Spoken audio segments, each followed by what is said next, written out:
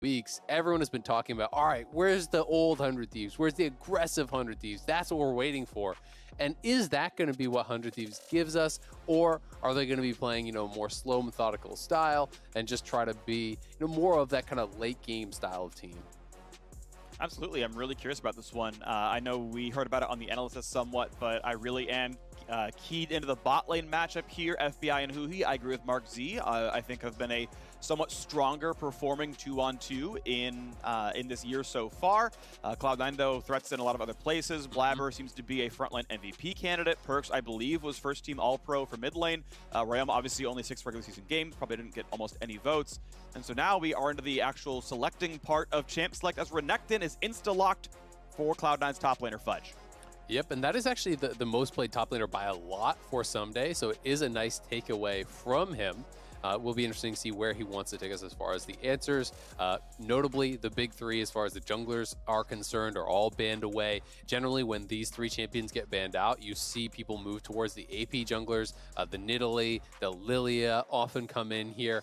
And I think the Nidalee makes a lot of sense for 100 Thieves, both because it is one of Closer's best champions, but also because of the takeaway from the Renekton. That pairing is something that people are really concerned about. So I think it's a pretty smart pick. Yeah, absolutely agree with this one. So Lillia going to come through, the Nidalee on the other side. We'll see if the Tahm Kench gets indeed third pick for 100 Thieves. Seems pretty likely. Yeah, Ezreal. Cloud9, I assume trying to find a matchup that they think will maybe not give too much farm over to the son of Tahm Kench. You can get poked out very, very easily with the Senna impunity. Ezreal can play that one far away. That to me already feels like, when I see an early Ezreal, this is like, we're not playing bot lane, we're going top, right? We're playing towards the top side of the map. Feels like they want to focus on Fudge's lane, feels like they want to potentially focus on Perkz lane, play towards that top side of the map, because generally Ezreal is one of those champions that can just be left alone on an island, can play the 1v2 comfortably, can just farm it out, enables roaming supports, and that's something that Cloud9 may be looking towards as a result.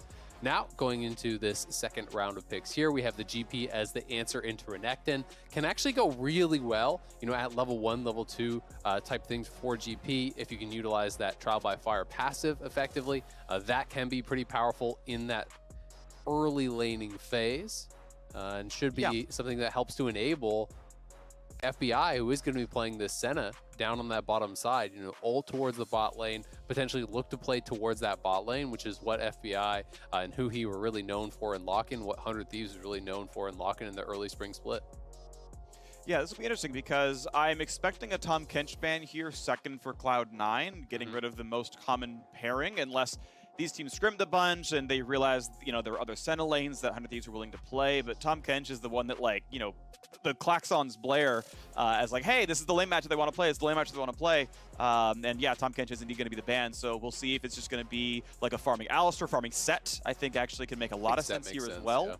Yeah, that's probably next in line. And I mean, Huhi is an outstanding Sett player. We know FBI is going to be on the Senna almost certainly. And they're like, yeah, we could just grab Gangplank here, give us one ban, it's fine. Our replacement is almost as good. So, do what you want with your bans.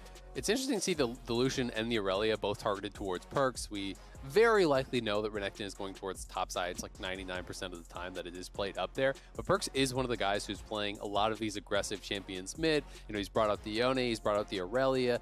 Lucian is another one that he is willing to play. He plays the Tristana, so that has been banned out. So a lot of focus towards Perkz here, towards keeping Ryoma safe. He will be the one with last pick. So it's going to be interesting to see how conservatively Cloud9 wants to go here. Ooh. Oh, it's just behind Yone. All right. Okay, not conservative at all. No, it's not. And Leona, Nautilus, something engaged, likely to be alongside. Keep in mind, Cloud9 do not have very good engage tools right now. Swirl Sweep into Sleep is not reliable. Renekton flanks, not reliable. So, like a Leona, like a Nautilus, of course, Rel is gone. That's the kind of thing you're looking for here. Otherwise, Cloud9 can only poke and split push, and that makes it really tough to navigate the team comp. So Leona indeed will be the lock. Gonna have a hard time, surviving against Senna. You can try to engage. At the very least, you can say that Sett isn't Tahm Kench. You can try to focus the Senna. The problem is Ezreal cannot reliably land all of his damage since minions and Sett himself can block the skill shots. Orianna going to be the answer in mid to talk to this Yone. That'll be with the mid lane matchup here for Ryoma. we'll see how it goes. Very interesting. I mean, when you consider like what the actual like counters, so to speak, would be, you know, it's often things that are bruisers that you can play into these champions like Yasuo and Yone mid lane, things like Renekton, which Cloud9 often has. But you know, another pick that actually would have been really interesting is Sett. Sett is actually really good into Yone mid. This is another one of those champions that can match up well, so a flex would have been pretty cool, but it is just the Orianna mid. So nothing really surprising coming out from 100 Thieves. And, you know, I am never a fan of the red side drafts when you just go for a 5th pick. That could have just been a first pick blind pick and it wouldn't have changed the draft whatsoever. It does, I think, work well with their composition. So it doesn't mean that it's like a horrible pick or some big blunder. You know, they can utilize that Sett, you know, throw down the GP ulti, run in the Sett, you know, use him to deliver that Orianna ball, try to have those types of combos. And I think that can be pretty effective. But of course, when you're looking at, you know, a lane counter, some sort of advantage against Perkz here for Ioma, I don't really think they got it. I do think that Orianna's fine in the early laning phase there against the Yone, but that being said, you're expecting Perkz to take fleet forward, you're expecting him to go door and shield to be able to out-sustain in those early levels, and then they are going to have pretty effective engage, you know, with a Leona, plus the Yone follow-up. If you have a Renekton flanking and you can pull that off, that can be a very impactful start to a fight.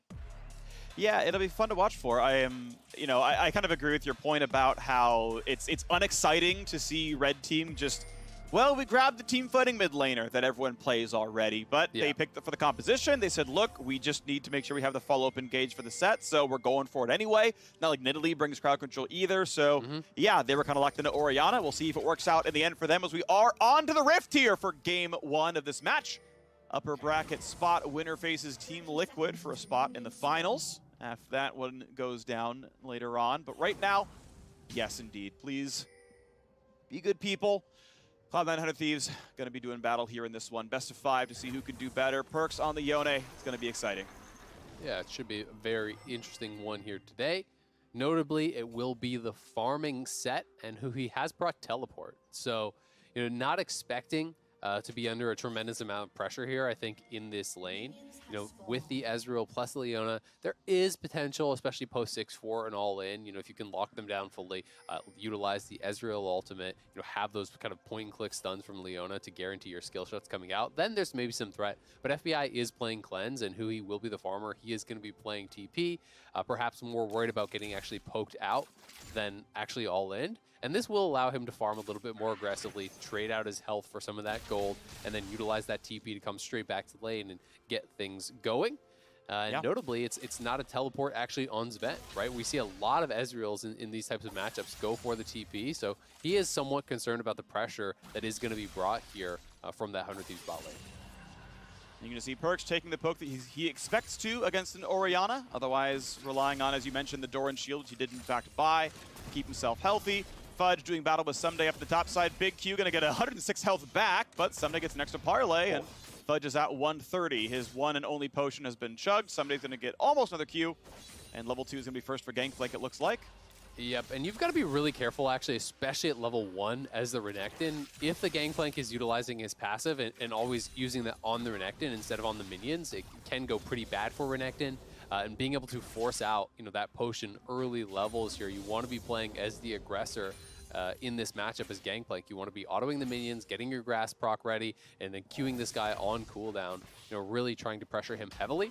The question is going to be, can Fudge keep the wave off his turret and keep enough health that there is some sort of a threat from a potential Blaber gank, because that's where this lane can get a bit awkward. Nice trade here, though. Good damage. Has the shield on as well, so Ryoma going to be losing on this trade somewhat. Perkz comes out at decent half HP. Ryoma a bit low on mana. Now, another fight in the mid lane. Good stun comes out of Vulcan. Had Aftershock on for a bit, but the punch comes in for 173. That is a solid trade down here, but as Zven wants to try to harass Huhi off this farm, he's going to take a lot of damage from FBI. I mean, he knows Huhi's cooldown list. The face breaker's down, the stun's down, so gets to take a little bit of time and get some damage in, but does mean FBI hits him back. Yeah, I just feel like you're giving over so much free gold to the Senna when you just allow him to take those types of trades. You know, he's going to be stealing souls from both of the members in a trade like that, and actually getting the Spectral Sickle gold. So it does look like the reason Cloud9 were trading that aggressively was they really wanted to crash the wave, be able to set up this double scuttle that they bring over Perkz, actually donate him the scuttle on bot side. Blaber takes the scuttle up on top side. So that is the reason they're trading that aggressively. And of course, Huhi, as a result, is missing out on a lot of this farm. We'll see how well he's going to be able to farm it out in these next minutes, as now he has no potion. He does have the teleport, though, as we mentioned earlier, to come back to lane if he gets poked out too heavily. Alrighty, well, this wave should, I believe, go back Cloud9's way. FBI standing in the way to block Mystic shots. Nice, he gave him one. He gave him the recall stop on a Vulcan. He might, I mean, yeah, he was on a ward anyway. He would have got out with a minion, so it wouldn't have changed that much, but still happened. End of the day, it's Perkz. Yeah, every single time E is back up, go in for the jump, try to get Q3, get the W, try to trade it out. Orianna this time dodges the whirlwind, so wins the trade, and gets some decent damage back as he is already TP'd back to lane with his tier plus extra mana crystal. And that's why now Perkz wants to trade aggressively. You know, when you're in these situations and your lane opponent has used teleport and you have not, you want to walk this line of being able to actually force out some of their resources, trade pretty effectively, but also you have to be sure that you are not going to die while doing that. You don't want to get too over-aggressive. But if you can force out some potions, take a couple hundred health off them, knowing you're going to be teleporting back soon anyway, there's not really any cost there. So will be interesting to see if Ryoma takes another quick reset or if he's going to stay around, because he spent half of his mana, and Perkz will be going back to base soon and likely picking up sustain, likely working towards that shield bow, which is going to make it a lot more difficult for Ryoma to really poke him out. Blaber's early sweeper, though, has found some use already. Knocked down a couple of wards. As now Fudge wants to fight topside. Blaber coming by as well. Ssumday with Predator on. Gonna take some decent damage, but Closer's nearby. Gets wallop, gets the heal back in. Swirlseed's going to miss, and Closer can put on some danger, but Fudge's stun should be back up in a second, and that means he will not dive in, will not trade flash with Blaber, and it will just be an escape. Ssumday managed to keep every summoner up, and there is no kill topside. Yeah, pretty calm play on both sides, honestly. First game of playoffs, no one blowing a summoner in that situation, I think is pretty impressive. Cool heads do prevail up on that top side. Huhi has just regen back up to full health, hasn't actually gone back to base or utilized the teleport just yet either. And we're going to have to track how many souls FBI is able to pilfer here from this Cloud9 bot lane. When you are playing against someone like Leona, if they're not looking for all-ins, it's so easy to grab a soul every single time they step forward for an execute with that relic shield. FBI taking some of the farm once in a while. You can see 4 CS in the center. Some of that seems to be on purpose. Otherwise, Huhi getting a lot of it as they warm up the cannon minion and make sure that he can keep farming on the Sett. 35 CS to 50, though. There is obviously a big CS lead for the Ezreal. Huhi having to drop some of the farm to make up for the fact that obviously FBI is out-earning Vulcan here. And okay, first engage comes across, finds a decent stun, ignite on as well. Huhi very, very low, but has the punch available, so no tower dive is possible. Big damage though, end of the day, 100 Thieves walks out with their lives. Yep, and we will see Huhi likely teleport back.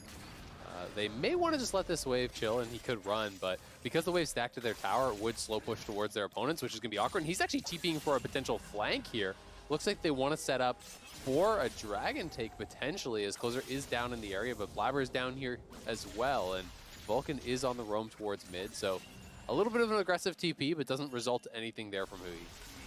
Yeah, if there was a greedy recall, yeah, it would have been sweet. Regardless, he's not going to lose any pressure, so it seems to be like the right play. There's upside and no downside, so why not do it? Top laner's fighting yet again. Fudge, yeah, uses the W to knock down the barrel early. You get 2 hits out of it, and if you're empowered, you get 3. You want to waste it, but still would be helpful. Ult comes across, cannon's hitting as well, but Fudge might just find himself the kill. Ssumday has to flash to stay alive. Yes, Fudge got a gank earlier, but forces the TP, or the flash, I should say, in the 1v1. Nicely done. Gets the ult out there, too. Very long cooldown on that Gangplank ult in the early game here. And Ssumday does not have his teleport, so Fudge could actually just fully shove out this wave. Looks like that's going to be the call from him here. And Ssumday just going to try to stay around and collect the wave as it does get pushed in. We can see Perkz went for the early Berserker Greaves in this matchup, reducing the cooldown on that Q. Attack speed, move speed, very effective on this champion. But Ryoma with the blue buff and its tier is just going to be able to spam out spells constantly, and it really isn't in much threat, I think, of getting abused at this point. Looking back at bottom lane here. First few recalls come through. Nice. Always a fan of Ezreal's walk into the brush, throw the ult for poke. You very rarely have like a big play with the ult available. You're not, helping the top lane die more often than not. So dealing damage to your lane opponent is actually a really good use of it, and just getting the poke down. But yeah, I want to once again revisit what happened in top lane. You can look at the cooldowns on the ultis for Fudge and then over for Ssumday. Renekton's cooldowns are much, much, much shorter. Yep. And so round 2 of that play is possible. And just to the fact that Gangplank, of course, cannot help bottom lane if there is a fight, or help mid if there is a fight, which is normally the strength of someone like Gangplank. Yep, exactly. And you have to be really careful. Next time the ultimate is up for Renekton, it's a flash Renekton with ulti, and you will have no ulti and no flash as GP. Ooh. So that becomes very, very scary, but the wraparound here on Sett. Dash, flash, there we go. Gets away from the pullback, dodges every single ability, but that is still flash down. Good sneak by 100 Thieves to get a flash back on that side of the map. Yeah, they do get the flash, but it does cost Huhi his flash, so it's not as bad as I initially thought that was going to be. I was thinking 100 Thieves may be able to force the flash without committing their summoners. In the end, it is a trade. Maybe a positive one, but it doesn't look like there's any Hex Flash or anything available for Sett. So I would say, you know, if anything, it's even. You know, Ezreal obviously has a lot of mobility in his kit, and I think is actually less reliant on the flash than Huhi is, but still worth the attempt. That's actually interesting, seeing the fact that it's not Hex Flash on Sett. This is, I think, primarily because he's farming Sett in bot lane, but Huhi normally is running Hex Flash. But normally, if you're support Sett, you're sitting in brush, charging it up, and zoning people out. This man has to sit in lane and last hit minions, which means he kind of needs fleet. And he kind of needs Resolve Secondary to not get poked out, so there's just no room for Hex Flash in the build. So yeah, to your point, he is the primary engage in the team. I know you mentioned the TP at the beginning of the game as well. As primary engage, he's the guy teleporting behind people. Like, he's functionally just a slightly underleveled top lane Sett, right? Like, his farm is 6 behind Fudge. Aside from being level 6 instead of 8, like, he is top lane Sett. He's the guy TP flanking late game. He's the guy engaging the tools. That's how Huhi's got to play this game. And it also is interesting to me that, you know, he went for the Resolve Secondary, but he didn't actually take second win for the laning, you know, playing against this Ezreal. Every time you step forward, you're going to be getting poked out a little bit here. Instead went for the bone plating, which, you know, may be more effective in a team fight, but definitely does make it harder to actually survive in this laning phase. And as a result, you know, he has gone down quite a bit of farm. Yeah, it's actually a good point that he isn't going for the laning room, but the one that's more for team fighting. So I guess maybe trying to short the fact that he is still in a dual lane XP income, so his level and thus health and armor are lower, so making it up for runes, I'm not sure, but yeah, you know, we could spend a lot of time looking at those choices. End of the day, though, there's still other parts going on. We saw Perkz roam top side, didn't get much done, but, you know, made closer, I guess, take Krugs late. Blaber with the hair that they got, which is well to him. That's off of Fudge and Perkz' pressure. Is coming topside, and it looks like they may, in fact, just crash up in this top lane. They have gotten, I believe, 1 plate down from laning phase so far, as they may get more, but Closer's right behind. Now, patrol ward spots means they know what's going on. Blaber but 4 might still be willing to dive. Yeah, Leona's here, Perkz is moving. 100 Thieves is trying to respond, and they do have the Senna ulti, so I don't think you go for the dive here. I think Cloud9 at this point, because they're spotted, you're just moving people up to make sure you can get that Herald in. Yeah. And that's smart by Closer, because he doesn't have camps topside. There's nothing there for him except covering his top laner while his Romp's respawning and his blue spawning soon. But he's like, but the play is topside. I've got to be there. I can't play just farm efficiency. I need to be on the right spot of the map. Good by Closer to be there. Good reactions. And now Ryoma, the target. CC chain full to dead. First blood goes to Perkz. Really nicely done there. Vulcan flash ulti. The follow-up comes through. Ryoma does not flash. The ultimate coming through from Vulcan there. And as soon as that lands, it was a perfect CC chain. You have the Leona CC to follow it up with the Zenith Blade, with the Q stun, and Yone over top. Really well done there from Cloud9. No hesitation. And they do grab their mid laner first blood. They're up 1.6k gold early on. Pretty significant gold lead. But 100 Thieves at the very least will get a plate back here on this bottom side. Yep. All right. That is 2 plates taken bot in total. Decent money going back in, but yes, indeed, quite the gold difference there. 1 plate in mid, 3 in top. Herald, of course, being a large part of that one. And yeah, sure, a 20 CS lead for Ezreal, but keep in mind, Senna has 13 real CS. And so, you know, bot lane has more gold on the 100 Thieves side. Here it is one more time. Really all it comes down to is Ryoma needed to flash that, right? Yeah. You have tons of time to actually flash that. When you know that Perkz is coming down here as well, you know, when the ultimate is thrown, you've kind of got to throw that respect to it and just flash that early on. When you don't flash that, there's no ability to react to the subsequent CC. You're going to be locked up.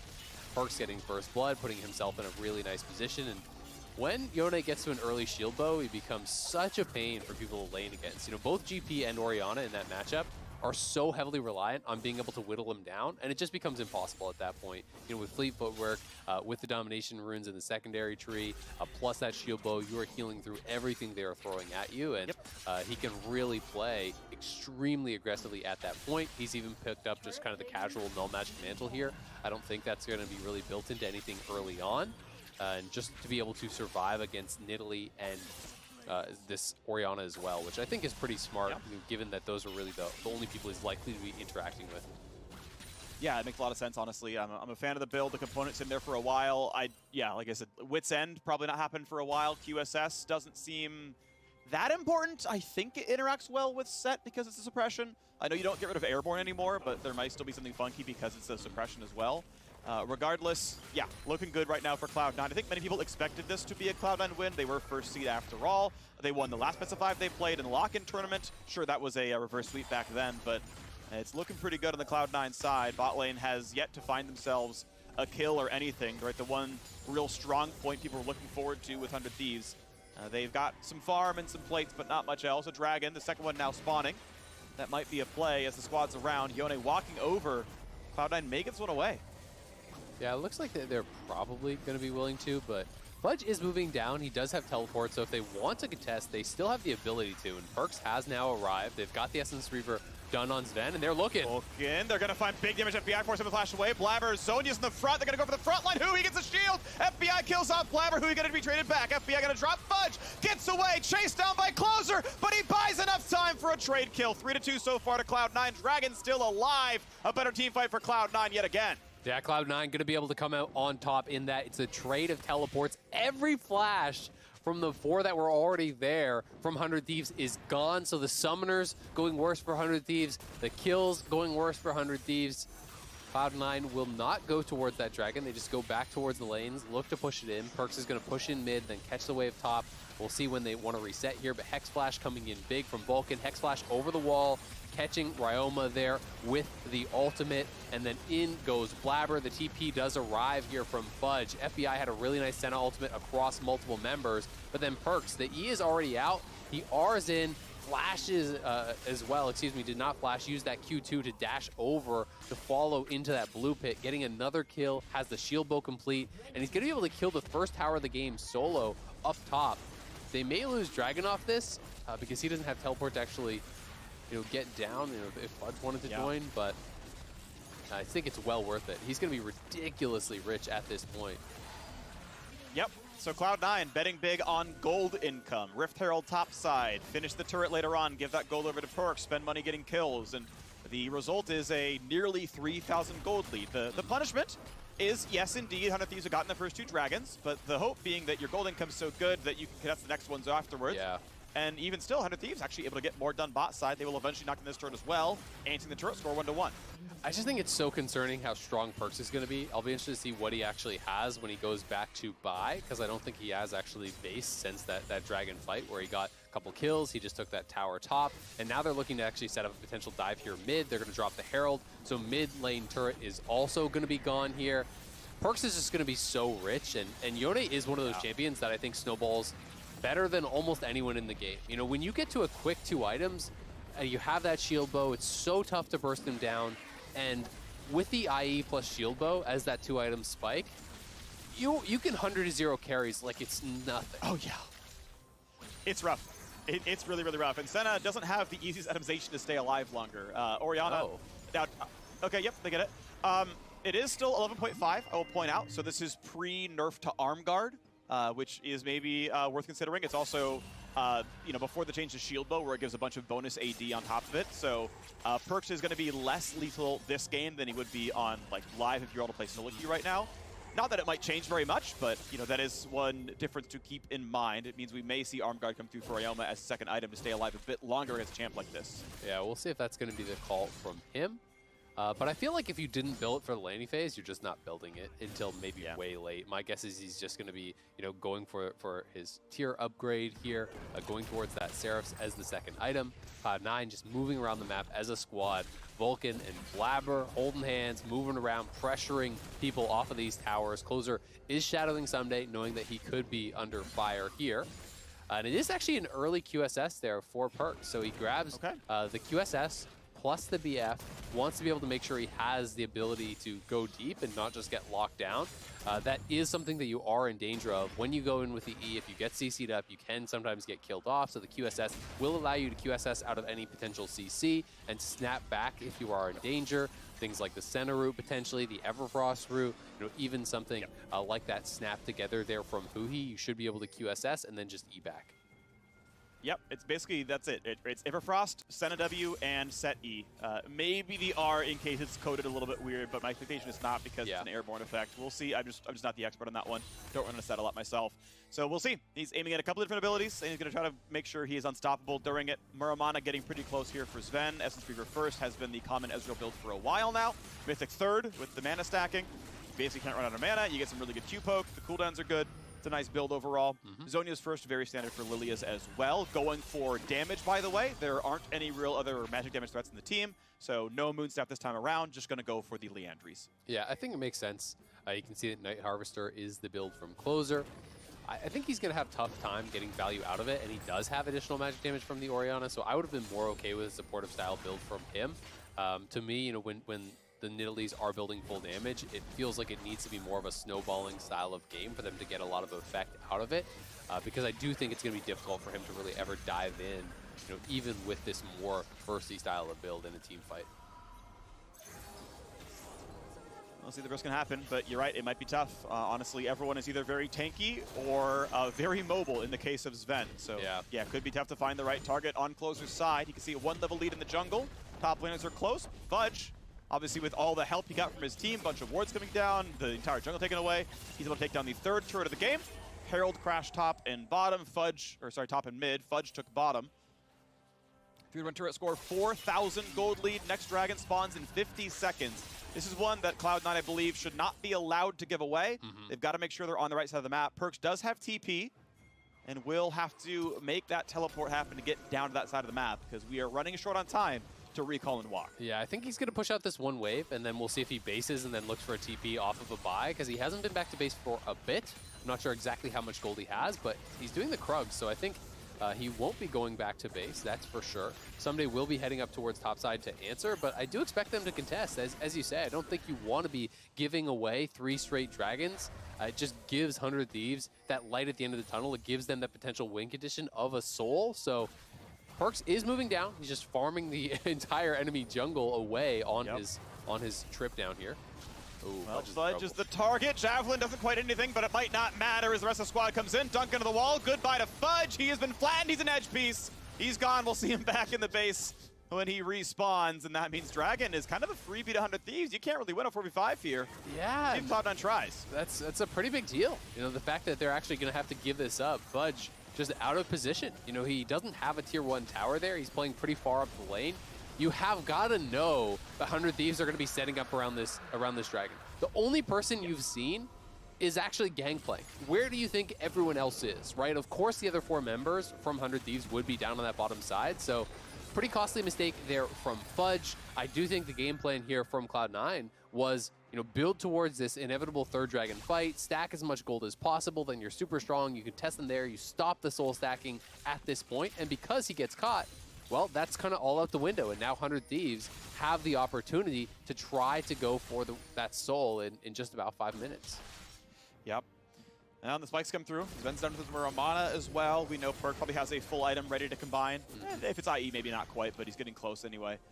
And now 100 Thieves, yeah, they're battling back a gold deficit, but Cloud Soul can answer a lot of that difference, honestly. If they manage to get one more good dragon fight, it nullifies, I would say, maybe 70% of the gold lead, 80% of the gold lead, and feels like a lot, fairer of a game.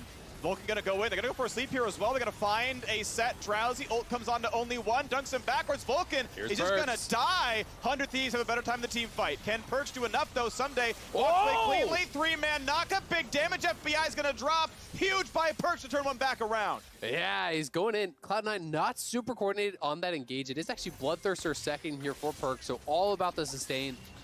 Vulcan going in, but Perkz was not TPing when that happened. If Perkz was alive and arriving as Vulcan went in, I think that fight could have gone a lot better for Cloud9. Perkz, of course, does get a kill back for them. He is ridiculously strong. They will have to back off his TP. Now Summoner heal to get out of the slow in time because Huhi is beelining fast over there. And Zven flash into stun, into Everfrost, and a shockwave and a haymaker into absolute death. Nothing you could have done but not be there in the first place. Yeah, nice play there from Huhi. He comes in with the TP and the turbo chem tank, and he was so fast. But I mean, Perkz makes that a 1-for-1 mid lane, but I think could have been a lot better for them if they were more coordinated on that engage, if they timed it out better with Vulcan and him going in at the same time. 100 Thieves going 1-for-1 mid. They get a kill on bot. We can watch this one more time here. Vulcan, I think a really nice engage. Zenith Blade to Ssumday, then flash past on FBI. But just now is Perkz actually arriving, and Vulcan is already dead at that point. Perkz, though, finds a great angle moving towards the side as they stack up. 3-man ulti does finish off FBI, getting the summoners out of him as well. That was huge. Then Cloud9 just a little bit too aggressive. The double TP answer, the slow on the ultimate there from Ssumday. And Huhi, that man can run. He's fast. Watch out. Catching up to and locking down Zven. Ryoma, easy Everfrost to follow it up, and they do get a kill. And the healing cut comes in. It's going to be Ryoma grabbing the Oblivion Orb now after his Seraph's Embrace is done. And as we saw, Perkz is indeed stacking lifesteal. Shield Bow, Bloodthirster, the man wants to Drain Tank. And that's going to be cut by 40% until full Merlin comes around. And Huhi, he's found a target again. Zven's already dashed, so now Huhi's going to find his real target. Gonna dunk into the wall, but the engage might come in elsewhere. Sleep coming in. Huhi gonna be a target. Big shields come across. That's gonna decay down, and Huhi is going to die. Zven grabs the kill.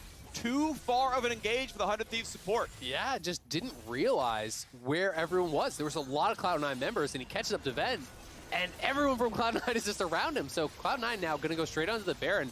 Perkz can kind of just drain tank this for the squad. Has so much lifesteal, he can take a lot of the damage, but 100 Thieves is in the area. You've got to be careful about a potential steal. I don't think Cloud9 need to try to 50-50 this, so they're turning. Ult hits FBI to half. Perkz has ulti, has to get away from Closer. Shockwaved in. That was beautiful. 100 Thieves. Ryoma helps set it up. Closer can finish. Blaber can try to smite, but it goes to Closer, and it's time for Cloud9 to run away. Oh, what a terrible Baron from Cloud9.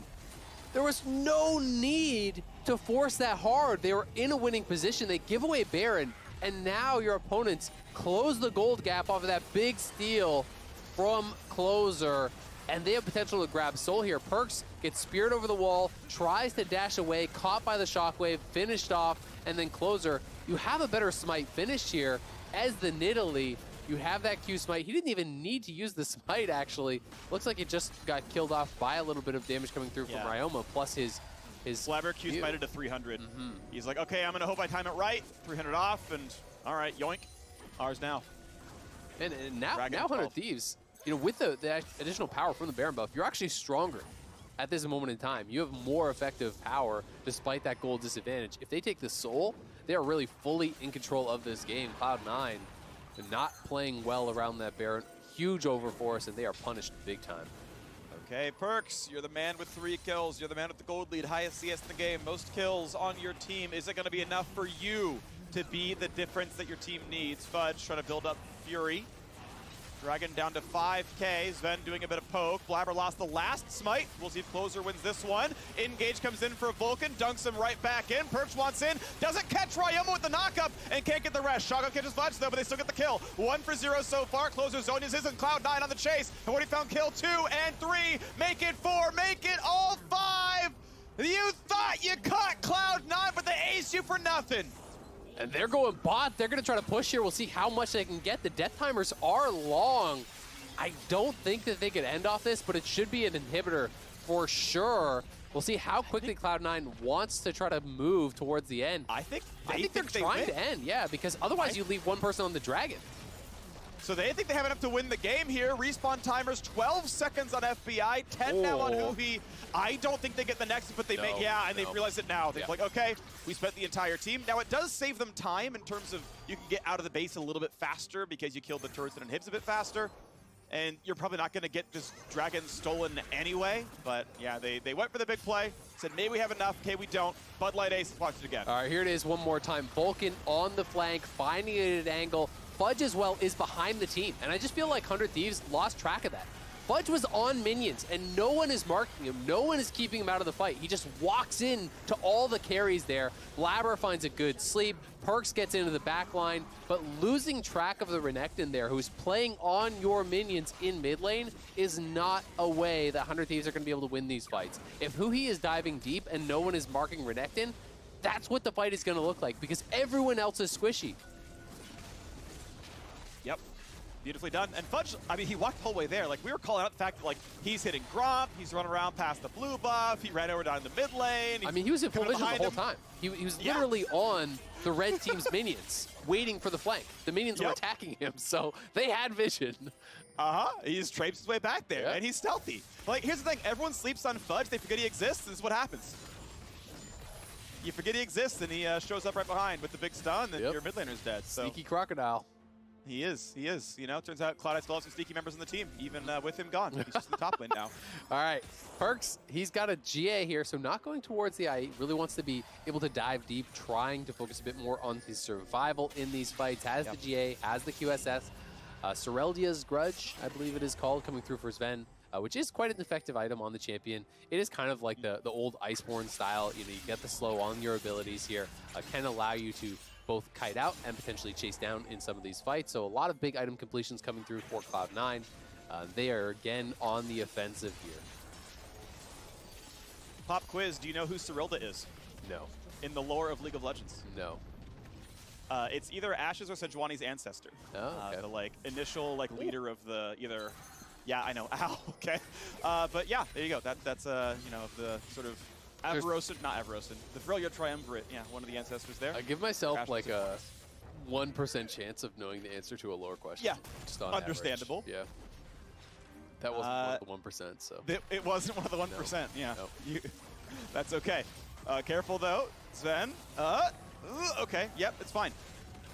They're split. Oh wait, it's not fine. Huhi's in the way. He's gonna get the face breaker. He's gonna dunk him right back in, and goodbye. Just pile drives him into the fountain, and we'll see you respawning in 45 seconds.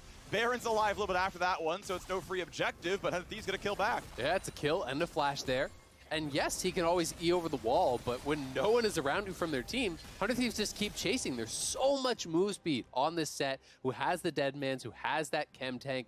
He can chase you past your dash unless you have that team behind you ready to defend you. Renekton and Leona were not there. Blaber was in the area, but Perkz was up on top side. So as soon as 100 Thieves realizes there's no one behind him, they're just going to continue that chase, grab that easy kill. Yeah, really, really nicely done. And Huhi keeps being the one. Like, he is the engage on this team. He is the one who does it. He's got set up because the Ori can speed him up. He's got some help from the Senna sometimes. The GP ult can help as well. Like, there's extra tools here that make it easier. But Huhi is the guy who's got to be the go button. Once he was wrong, and it was a bit tragic, and they gave away a kill, and it turned into a bad team fight in mid. But otherwise, he's been getting a lot done to make sure that the engage they're there. Yeah. Now, weathering a 4,000 gold deficit despite getting Baron earlier, they once again are going to be on Dragon Soul in 1:40, but Baron is up first, and that's the objective play around. And Cloud9 need to play with more respect to that engage, right? I think they're just underestimating how far away 100 Thieves can close the gap from. Huhi has so much move speed that even if you have that Ezreal E, it's not enough to keep you safe. And Blaber over the wall here. Does. Flash it. Forcing that flash out. Really nicely done by Aroma. Good shockwave over the wall, but doesn't mean for this next little window, they are going to be weaker without that. True. Only got, I guess 50 ability haste is not too bad. 20 for the boots, 20 for the mythic, 10 from It should be up before Zonias, anything happens, so not a big deal. by Dragon for sure, but if there was like an instant Baron rush, you're like, we're missing that one. Yeah. That's mostly what I was thinking about if Cloud9 would look for any sort of a Baron start immediately. But of course, that was not the case there. So great play from Ryoma. We will see. Interesting build here from FBI. You know, he was going for what I thought was the Rageblade second, but then kind of bailed out on it a little bit. Now has a Zeal. You know, I'm never a fan of kind of those halfway builds where it feels like he decided I need a rapid fire is my assumption. But now he's kind of with components of 2 items and just feels like Rageblade would be much more effective. Yeah, I was about to say like Phantom Dancer is a very good item, but it's like you don't need a second cloak for Phantom Dancer. Don't. I mean, yeah. So I'm curious if there's actually a math problem here because you get like 3/4 of Rageblade by just getting the Rage Knife, right? You get most of the conversion. So there's it's a math problem. There's an argument that like actually Rage Knife Zeal is better than finishing Rageblade, But you don't need the Crit Cloak on top for anything, then. Yeah, well, the cloak does the rest of Rage Blade, right? Yeah. So it's Rage Knife, Seal, Rage Blade would be the idea, and it might actually be mathematically correct. I'm now curious, and after this series, I will go do that math and tweet about it, and then we'll all know together. But that's my theory, that it's actually just like the correct way of doing this build. Okay, well, maybe I'll be wrong. We can check on that after the series. Interesting stuff. I do always think you have to take into consideration the power spike too when you hit those two items, and that can be important. When you're fighting around key objectives, it's similar to the reason that things like elixirs could be so effective, right? Oh yeah, that is stunting your build path. But if you need to win this fight now, there is no better way to spend 500 gold, right? Than actually getting an elixir right before a fight. This one turning a little bit more passive over the last couple of minutes. Cloud9 do grab another dragon here for themselves. 100 Thieves decided not to contest at that, so it does feel like it's going to be much more about the neutral objectives. Cloud9 have been largely in control of the game, but have made some pretty serious mistakes around these objectives. That lost Baron was definitely an unforced error from Cloud9.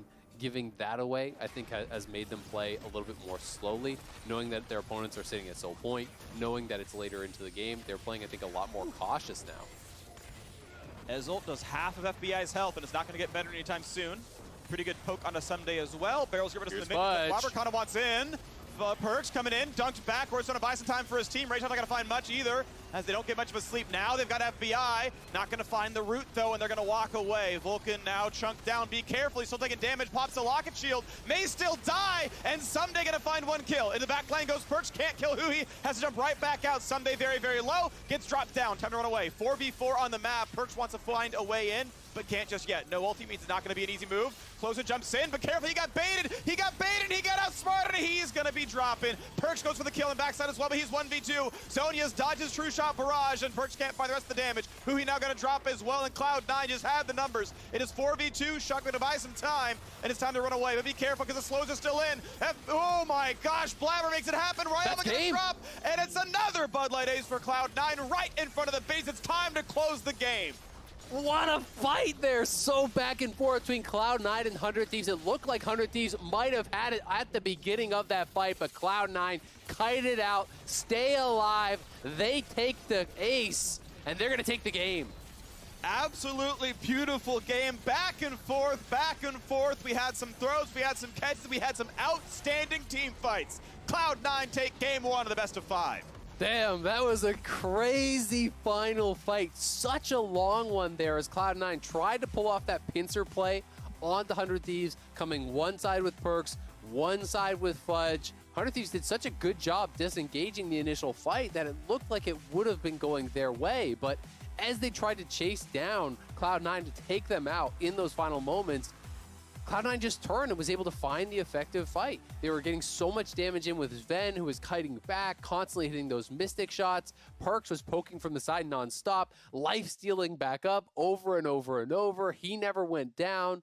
And we saw even the Stone Plate cooldown was still available for Fudge, so he was able to chase in at the end. The Zonias was still available for Blaber. He was able to chase in at the end. And they had saved all of these important cooldowns through the early moments of the fight.